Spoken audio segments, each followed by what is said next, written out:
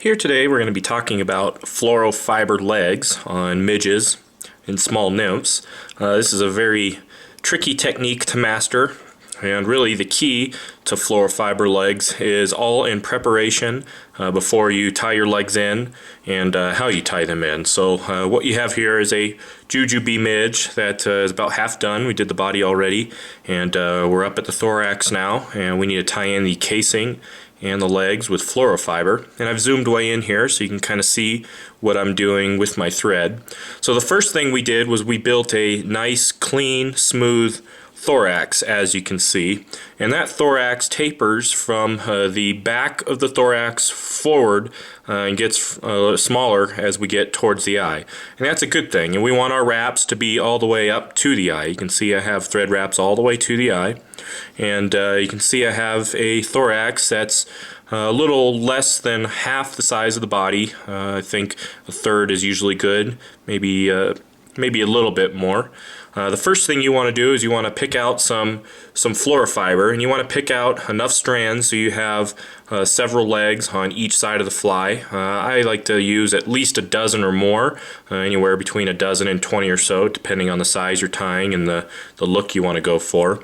So the first thing we're going to do is we're going to tie this fluoro fiber in, and we're going to tie this fluoro fiber in at about the halfway point of the thorax, right on top of the shank of the hook. And I'm going to wrap back towards the back here, all the way to basically where my thorax stops. And then I'm going to trim out the fluoro fiber. I got to be very careful not to crowd the eye of this fly. So any tying in that I'm doing right now, I want to stay away from the front of the eye and keep that taper going larger towards the back. So I tie that fluoro fiber in and towards the middle and wrap back so I can keep that nice buggy taper. And I want to smooth this out, make sure I have a nice smooth surface here to wrap my fluoro fiber onto, and then I take my thread all the way up to the eye of the hook. Then I'm going to take that fluoro fiber, and that thread is all the way to the eye, and then I'm going to capture that fluoro fiber. Now here's the trick to the legs. When I catch that fluoro fiber, I want to wrap back 2 more turns. So I have a total of 3 turns up at the front of the fly. But the trick is, instead of capturing that fluoro fiber at the a little bit farther away from the eye and then wrapping forward, I actually captured it all the way at the front of the eye and then wrapped back a couple of turns.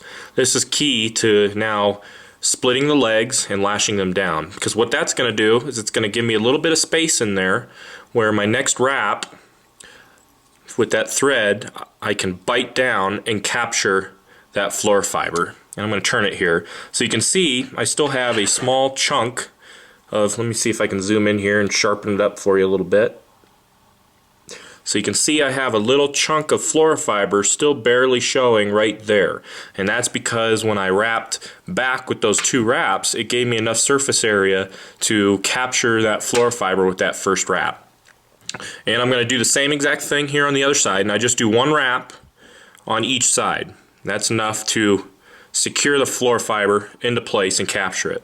Now you can see here, wrap came undone when I turned it here. So you can see here it's still a little bit ugly. You can see the fluoro fiber sticking up a little bit. All I'm going to do is my next few wraps are just going to be to clean that head up, and it should only take a half a dozen wraps or so. Just to, you can see there I cleaned it all up, covered them all up, and I did just enough to clean it up. I didn't overwrap, I didn't crowd the eye. I'm basically laying wraps on top of each other to secure that fluoro fiber, and then I just do a 3 or 4 turn whip finish right on top of each other, and you basically have your finished head. And then you can trim your legs. I usually like to trim them just a hair longer than the casing itself. Pull them both tight at the same time, trim them. And there you basically have your legs for the little jujube. And that's the trick to dealing with fluoro fiber. It's really about preparation for your thorax and your legs, and making sure that you wrap just enough to capture the legs, but not too much. I usually count my wraps. I just do 3 wraps back, capture the leg on each side with 1 wrap, and then finish it all off with the next few wraps. And that's just a quick little trick on how to deal with Fluoro Fibre legs on jujube midges and jujubatus.